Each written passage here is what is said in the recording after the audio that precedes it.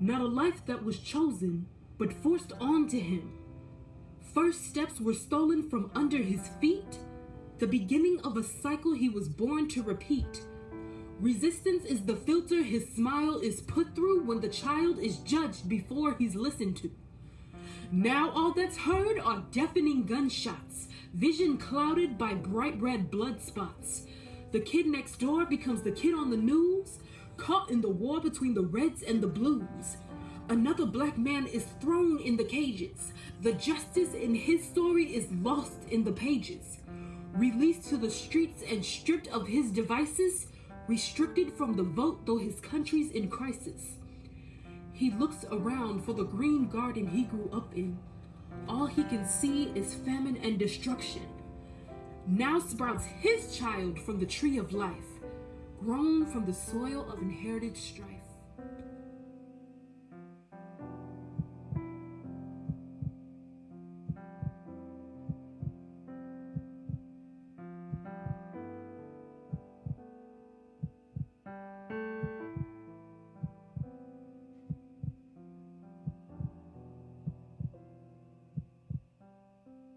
I just received a letter written to me from the great beyond.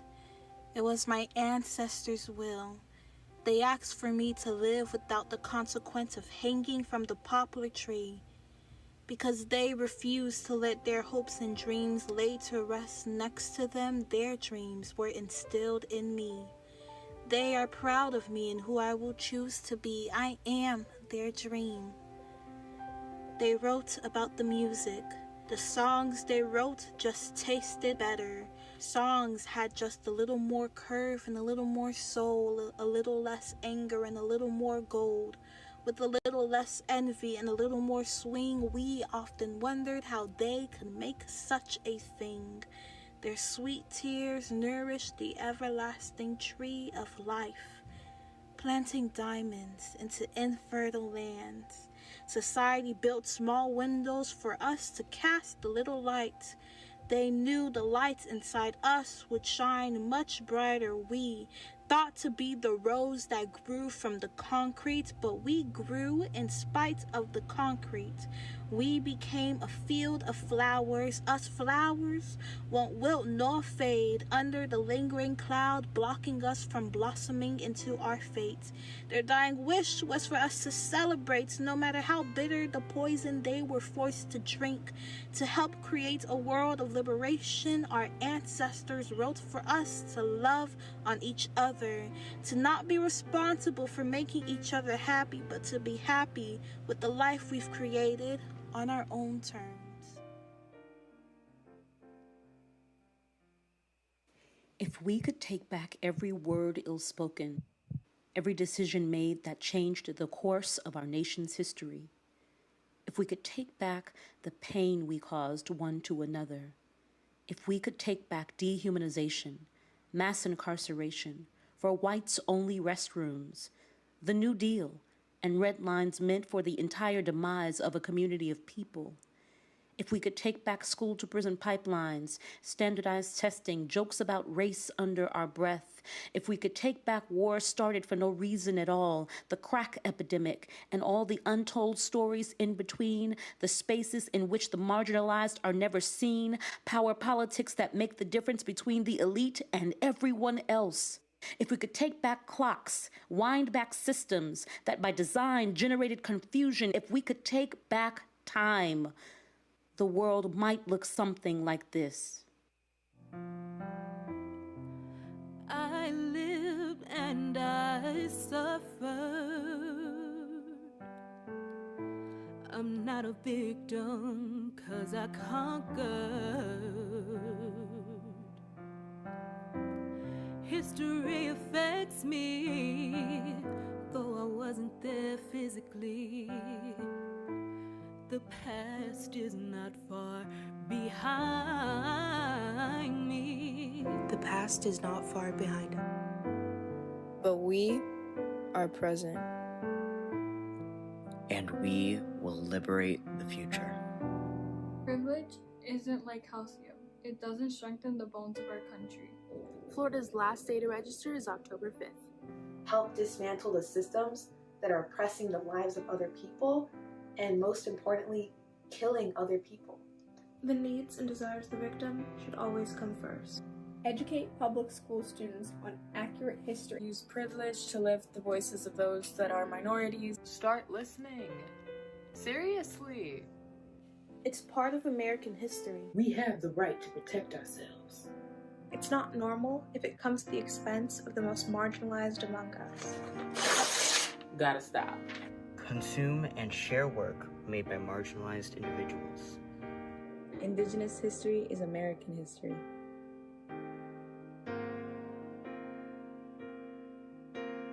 Bulldoze the walls enforcing segregation. This is the investment we need for our future. Do better. This is not a joke. We need help too. Honor the generations that came before you. Education on inequity must be daily.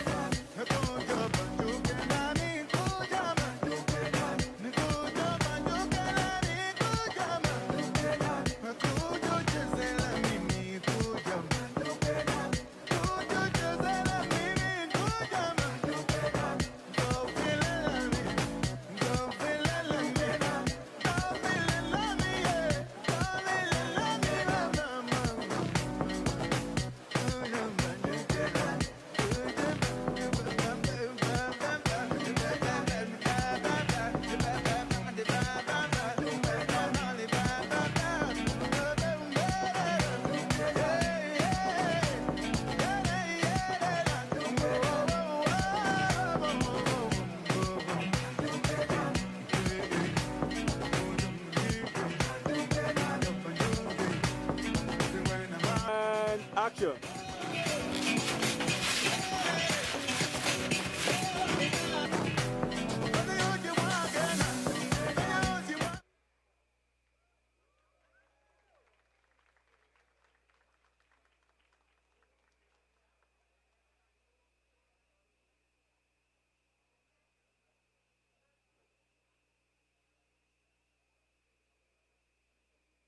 Nearly 60 ago, a great American stood on the steps of the Lincoln Memorial to speak with such eloquence and power seldom seen. He spoke with profound and poetic prophecy about a dream. Dream. Dream. Dream. We all are living in a dream, but life ain't what it seems. Oh, everything's a mess, but I wanna dream. I wanna dream. I wanna dream.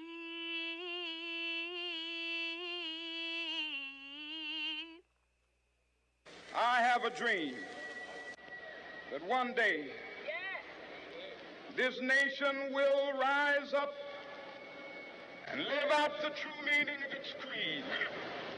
We hold these truths to be self-evident, that all men are created equal. All men. All men. And woman Are created equal. Was it all a dream? Or was it a prophecy? That the nation's promise of freedom wasn't a monopoly. That all men meant all men in this nation, and not just those who treated others as property. Because even when those words were written, there was a battle for freedom and equality.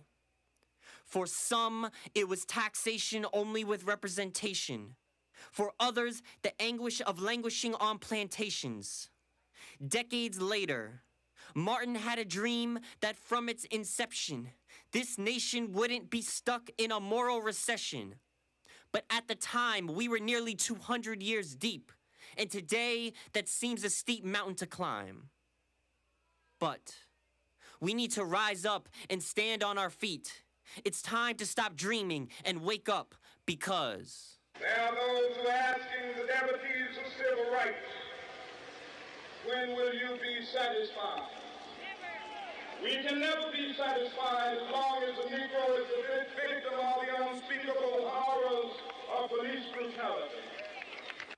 Hands up in my dream. became hands cuffed, and it seems that if I stand up or just breathe, that I'll end up dust. A dream. A memory. Another name chanted at rallies and protests, due process done away with. Tried, convicted, and sentenced faster than I could reach for my wallet. Or registration. Last inhalation. Or shred of decency. Shouldn't we all be treated decently? Don't we all deserve to be protected and served, or is that a right only reserved for those who have something I don't? For those who won't ever have to warn their children of chokeholds and tasers and normal behavior that might make them seem suspicious to some. It's suspicious to run or walk, stand, sit, look. So you know that marching makes you look suspect, just like Martin.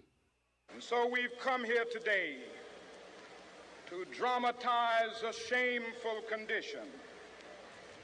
In a sense, we've come to our nation's capital to cash a check. When the architects of our republic wrote the magnificent words of the Constitution and the Declaration of Independence, they were signing a promissory note to which every American was to fall heir. This note was a promise that all men, yes, black men as well as white men, would be guaranteed the unalienable rights of life, liberty, and the pursuit of happiness. Joy and illness rarely mixed. So what to do when the nation is sick? Surgery to cut the parts that are diseased. The sickness is the system thinks black and brown is a tumor when the problem is the way it sees. Blind leading the blind, so strays are bound to be caught. It's open season. Scabs, lesions being scratched and untreated. The shameful condition, and we are not conditioned to be under siege. We, since before the man who preached in Montgomery, have trudged on blistered feet. We've walked this way before. We've dreamt this dream half asleep. We've seen shadowy glimpses of the republic of which he speaks, but seems that countries can even get lost at times. A collective of wandering sheep. Is a nation not supposed to practice what they preach? Why make promises you don't intend to keep? So what's the medicine for this melancholy? Is there a vaccine for this pandemic? We all know that. Now is the time to make justice a reality for all of God's children. How brave to be a king. Martin had a dream, but he also had the courage to back it up. Mounds of it, matter of fact, dikes of it. So much courage, the floods of fear had no choice but to stay back. Enough courage to take a position that was not safe, nor politic, nor popular, but he was right. Do you know how hard it is to be right when the rest of the world is bent on being wrong? Activism ain't easy, was never supposed to be easy. It takes persistence that builds pressure, pressure that builds diamonds, strengthens gems that outlast any popularity contest. The process isn't supposed to be easy, isn't supposed to make you feel comfortable. That's where the real challenge comes in, not in deciding what cause you choose to stand by, but sticking to it even when no one else will. Are you brave enough to not only dream, but walk through flames for it, for a future charred but forged by the fire? I have a dream that my 4 little children will one day live in a nation where they will not be judged by the color of their skin, but by the content of their character. I have a dream today. I have a dream. I have a dream. I have a dream.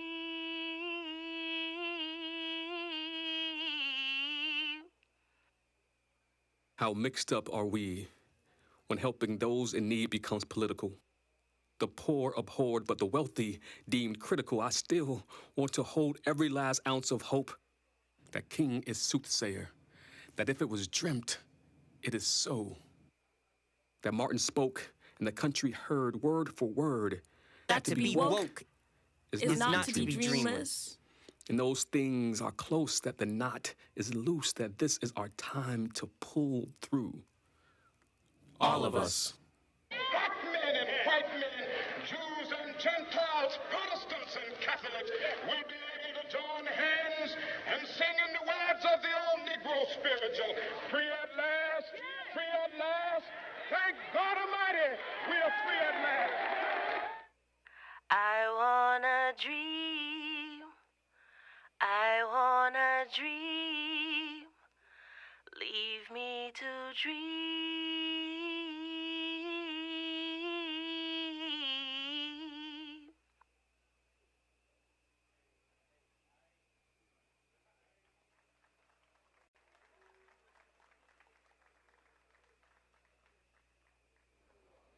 You're so eloquent. You're so brave. I love the work now you're doing. Now is the time to uplift black voices. What research do you have to back that up? What research do you have to back that up? You seem a little young to be Can I doing just this work. pick your brain? Why do we need to Why center should we queer fund and you? trans people of I'm all color? for LGBTQ, but Why should we fund you? why is everything gotta Why be is about everything race? gotta be about race? Fix your attitude. But I am an ally. We are not bigots. My father once told me about noise theory, actually. I remember him sitting me down on the couch and he drew a circle and he drew another circle in that circle, and then he drew a smaller circle. And he said that small circle is you, the outer circle is like your world, your universe, and all this is noise. And you have to figure out how to keep that noise where it's at. I remember a time where I was invited to present at a meeting with a top county elected in Miami-Dade. I had already been vetted. My qualifications were already checked and double checked. And after I did my presentation, this elected looked at me and said, wow, You speak so well. Where did you go to school? I speak very well. You invited me to be the speaker. It was just a very confusing and unsettling question because I had to unnecessarily list my qualifications just because he thought I spoke so well in a meeting where I was invited to present based on my expertise.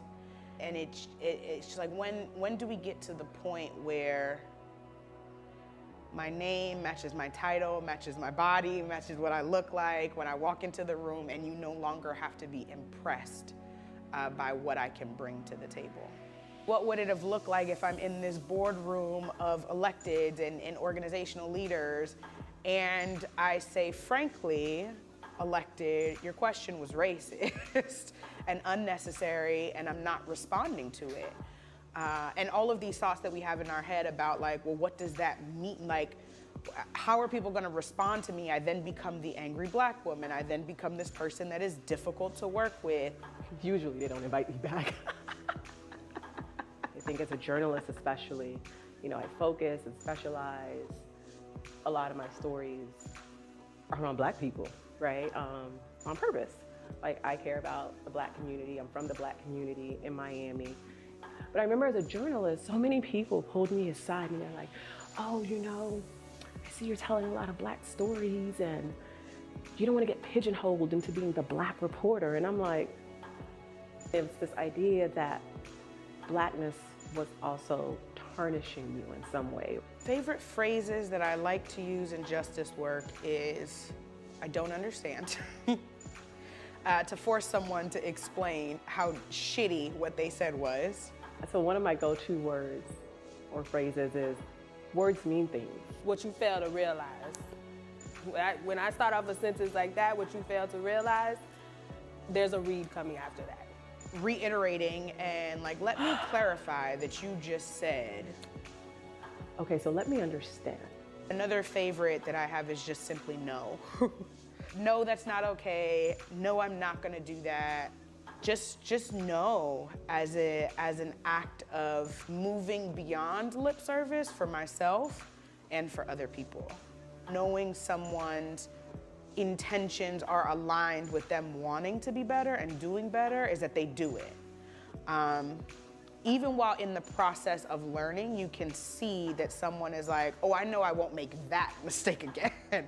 So that it goes beyond lip service and is in change behavior, which then creates more beautiful and more bountiful environments for everybody.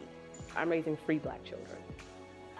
I want them to be the fullness of themselves. I want them to know that they have a voice, and not only that they have a voice, but that they can use it. I think if they're gonna face all that out there, at home they need radical love. They need radical gentleness. Because if the world isn't gentle, they need to know gentle. They need to know it here. We are marvels, molded from pouring pots of capable hands and tone language. Our ears are fine-tuned to harmonic progression. Everything else is noise. Dead words spat into a box fan collecting dust. Anything that don't sound like the striking red sternum and jade rooster announcing the sun, or a whispered blessing in a crowded room is noise. Anything that don't sound like brush strokes or deep belly laughter is static. When your reach is above ground, gravity can be loud, can be confusion folded into commotion. That descending whistle when luring you back down is a lie. There are prayers etched on our tongues. Let your words float. Let your voice be both bass and treble and grace and story. Let the vocal threading of your voice be silk-stitched intentional benevolence. Marvel. You are unchained melody over flat notes. Marvel. You turn noise, turn static, turn calamity into song.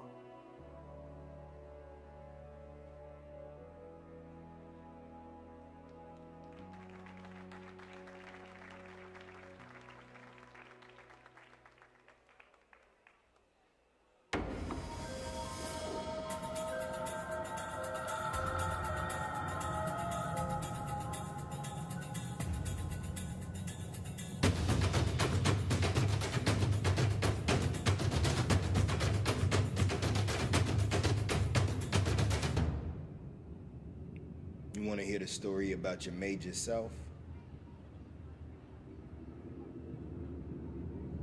And there's a bit about how to avoid the gates of hell. We'll find heaven in 7 minutes, so please stay compelled, because I think this is the story I was made to tell. Boom, boom, boom. I just saw it. Everything I am.